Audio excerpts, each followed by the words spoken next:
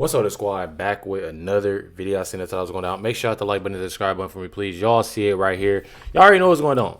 You got Ilhan Omar, she's been saying this repeatedly and keeps saying it. Literally saying that Somalia is better than America. And the things that I'll be showing y'all today just goes on based off of the things that's been going on with Ilhan Omar, with them in Minnesota, the fraud that's been happening, with Ilhan Omar, with her husband, and just really all over. I mean, you have it right here. And the big question is, are, African Muslims taking over America? Me personally, I think that there's so much of trying to. I've been saying a lot of things. I mean, you got listed, Omar, Ilhan Omar, Zara Mandani, Rashida. You have a lot of these individuals that, are truly doing things their way, in their country's way. And me personally, I'm not even going to lie. They can do that, in their own country. You know what I mean? Like, I'm not even trying to be mean. It says right here, no foreigner should ever serve in government, and they need to be deported. Me personally, I don't know how y'all feel, but I can agree. Let's check it out. Are African Muslims taking over America? Well, they're certainly trying to. There's Ilhan Omar, a Muslim who was born in Somalia and whose family was part of the tribal conflicts in Somalia. Also, Omar Fateh. There's New York Mayor Zoran Mamdani. Mamdani campaigned actively for Daria Liza Avila Chevalier, who won the Democratic nomination for Congress in a New York congressional district. She's an Afro-Latina with roots in the Dominican Republic. She converted to Islam in 2018 and identifies as a democratic socialist, just like Mamdani. Michigan Congresswoman Rashida Tlaib is a Muslim with Palestinian roots. Her parents are Palestinian immigrants. In Michigan, we also find Abdul Rahman Mohammed El Sayed. And let's not forget Melat Kiros, an Ethiopian born in Addis Ababa. The striking thing about these reformers is that they all come from failed societies. Here's a partial list. Ethiopia, Somalia, Uganda, Kenya, Egypt, the Gaza Strip, Iran. These are mostly hellholes, places where no one wants to emigrate to, and where the people mostly try to figure out how to get out. That's how Ilhan Omar came here, because Somalia was racked by civil war, a war, by the way, stoked by her own family. That's why Mamdani's family didn't stay in Uganda, but escaped to America. So he brings up the real history of Ilhan Omar, and a lot of people aren't aware of what actually happened. She is not a refugee who came to America. She's far from it, and here's a post that explains exactly what went on with her and her family. Make regime change really does not help the people of countries like Venezuela, and it certainly does not help, and it's not in the interest of the United States. For Ilhan Omar to make comments about a regime change is wild, considering her family's history, and I figured not enough people know about her family's history. So let's recap. Her dad and her grandfather were both high-ranking military officials to the Bar regime, which killed over 200,000 people. They're most famous for the Isaac genocide, and they were it was the worst of the worst. Aerial bombings, executions, man-made famine. People massively suffered under this regime with the help of people like Ilhan Omar's family, who supported the regime and carried out this horror. Also, you want to know how Barr started out? As a socialist and then became a murderous dictator. I digress. They have family ties to this guy known as the Butcher of Hargeisa, and his whole shtick was kill all but the crows. So I don't know about you, but I've never been in public or at a public gathering with a butcher of people. That's crazy. So the suffering of the people of Somalia was so bad that there was a civil war and the regime was overthrown. Her family fled to first Kenya and then Minnesota, claiming they're these asylum seekers, these poor people. No. They were fleeing to escape being held accountable for what they did. She was not oppressed. Her family, they were the oppressors. So for the Democratic Party to have her as a representative is insane to me. That's who you want your party to represent. That's who you want to represent your party. Me personally, really? I don't know why anybody would even want that. You know what I mean? Like, I don't even know. And that's the crazy thing about this. I feel like so many people, especially like nowadays, like so many people based off of more so of feelings. They based off of whoever supports Trump or likes Trump, we're against you, instead of actually listening on what you have to say. And they vote for these individuals, and they know that. And that's the whole reason what people are not getting. The whole reason is, if you have these individuals, and this their game plan, if you had these individuals, obviously it's on the left, and they're pushing this whole narrative of, let's push this to dislike Trump. We hate Trump. Trump does this, Trump does that, and they have that, and they putting this in people's head. Mind y'all, out of all the things that's already been said about President Trump, the lies, this, that, and other, and people not liking Trump, and they keep on pushing this, they pushing this out. So as they're pushing this out, that's the only thing, and sadly, that they have to do to get into people's minds. Okay, well, shoot, we ain't digging Trump. We ain't digging Trump. But this individual, she got a little color on her skin. You know what I mean? This individual, he got some color on his skin, and he's not, and that's the whole thing. It's more so of putting race into it. It's more so, and it's like that. And instead of actually listening to what somebody has to say, that's more so of where a lot of people are coming from. And me personally, I find it pretty disturbing. I don't know about y'all, but I definitely do. Y'all have it right here. Like I said, there's multiple things that Ilhan Omar is doing that I truly hate. Now I know it's a strong word. I mean, that's just like your reporter asking her about her husband, her and her husband. I mean, you got it right here. Shared assets from millions to dollars in the maximum of 125,000. I'm telling y'all, it's definitely insane. Definitely insane. Says Minnesota Democrat whether her husband still owns a consulting and wine business tied to the dramatic change in the couple's reported assets.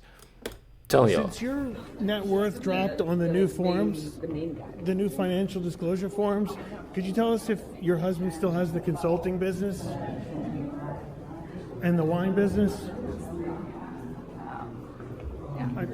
I remember you were saying it was an accounting error before, but the new forms are even lower in terms of the net worth. Does he still have those companies, the business? Consulting business and the wine business? Nothing is ever said with her.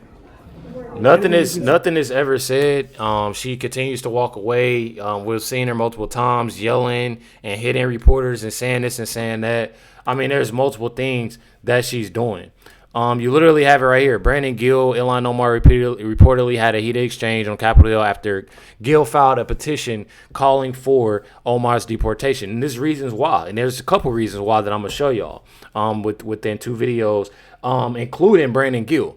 According to reports, tensions escalated and Gill responded with a sharp remark that quickly sparked reactions online. Says here, would you support Brandon Gill for future leadership role in the House, including Speaker? Me personally, I definitely, I think so. I've heard him speak before. I don't know about y'all, but he definitely speaks, very well when it comes down to it. It says freshman Congressman Brandon Gill meets Ilhan Omar on the House Budget Committee. Listen to him talking about it. To do. But whenever you come in as a freshman congressman, you get to meet a lot of new friends in Washington. And one of the friends that I got to meet is somebody who I serve on the House Budget Committee with. Somebody by the name of Ilhan Omar. And the other day, it was a couple months ago, whenever I first got to talk to her, and she came up to me after we had passed a bill out of the Budget Committee for reconciliation for President Trump's tax cuts, which have been incredible for this country. And she was a little angry at me. I guess I had tweeted something along the lines of America would be better off if Ilhan Omar were deported.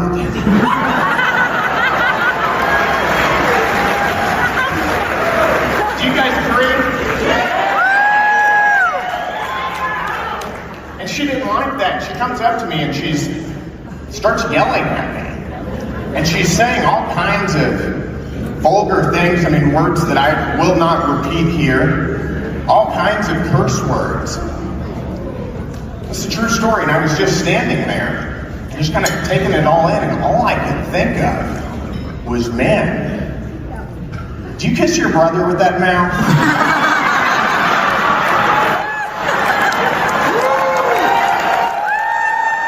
Somebody had to say it. I'm not even gonna lie. Somebody definitely had to say it. I mean, that's what it is. You know, it says this is energy, no fake smiles, no respect. Institution, straight savage truth. You know, in their face says all Ilhan Omar, you know, can do is pretty much scream. You know, nothing else. One thing that I did hate that, you know, that Ilhan Omar did, you know, and I find completely disgusting is her talking about Charlie Kirk. One thing that Brandon Gill did was call her out on it, and I'm definitely glad that he did, you know, do this. Not gonna lie. Ilhan Check it out. Omar shared a video on her social media account about Charlie Kirk's murder, and I'll quote what it said. It said, Charlie Kirk was Dr. Frankenstein, and his monster shot him through the neck. In other words, Charlie had it coming to him. The words that he said naturally led to his assassination. I mean, that is a reprehensible thing for a member of Congress to say, to suggest, to promote in any capacity. So I also want to remind everyone that I'm not even gonna lie. It's definitely sickening on, you know, what Ilhan Omar said, and what she did. You know, it says here Ilhan Omar and her husband are literally involved in multiple fraudulent businesses. She has proven to be one of the most anti-American people in America, and somehow she doesn't get deported. Nobody says, you know, much to her, you know, and people find it and they bring up racism and this, that, and the other. And me personally, I don't, you know, I'm not going to go as far as that. I mean, I feel like if you truly hate America, then, you know, leave. It's not for you, obviously. You truly have just a whole mess when it comes down to Minnesota. It says Tim Walz openly defends his decision to pardon the illegal alien who, you know, are, you know, when it comes down to a young girl, which is definitely sad. I mean, you have you got Ilhan Omar doing this, you got Tim Walz doing this. I guess the question I would ask is did that make us any safer? Did that make the children that are left behind any more stable? Did it improve the idea that we can't all be judged by our worst day? And I want to be very clear, these are horrific crimes. I guess the question I truly just don't understand why he would say something like this. I feel like it's very disturbing of him even saying something like this.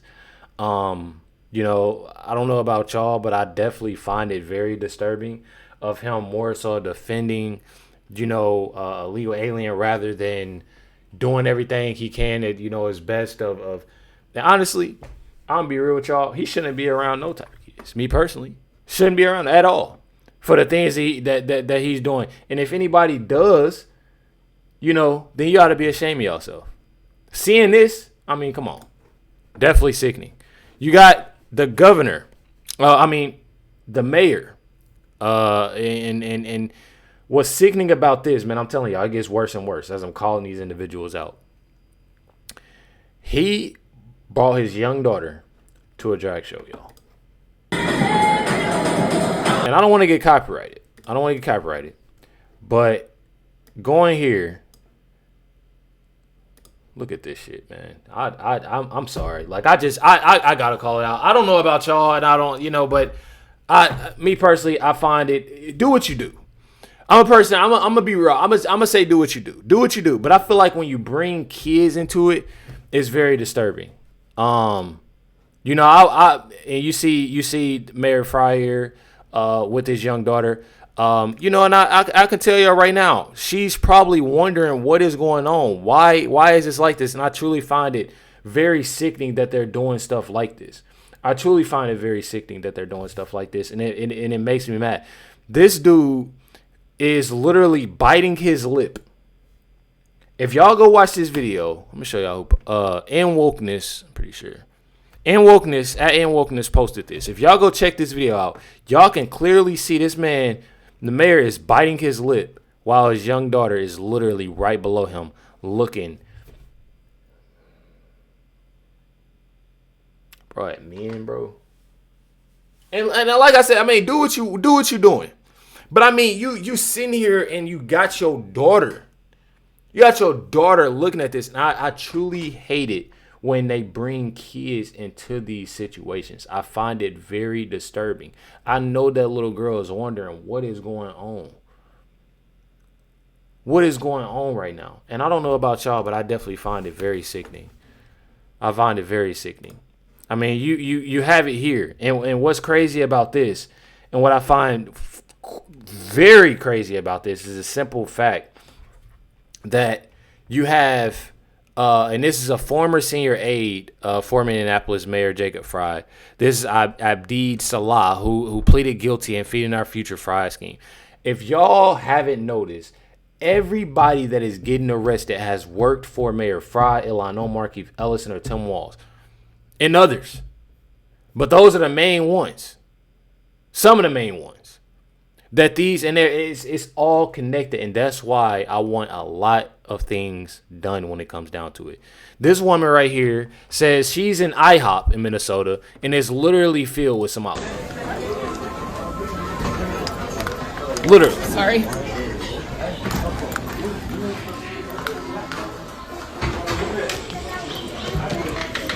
Jesus.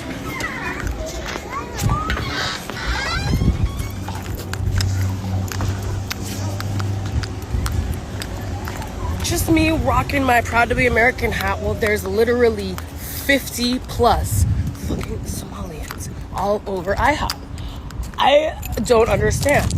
The entire restaurant's full. Look, I'm not racist, but that's a takeover.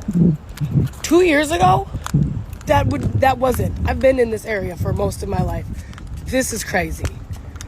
They were all giving me dirty looks too. It's like, I'm literally in the car. I'm in the dirty, car. Literally dirty looks. Look at this, bruh. She in the car, bro. And I'm 1, surrounded. 2, 3. I'm surrounded.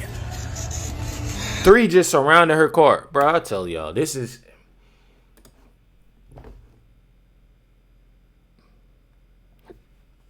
Nah, I got the hiccups.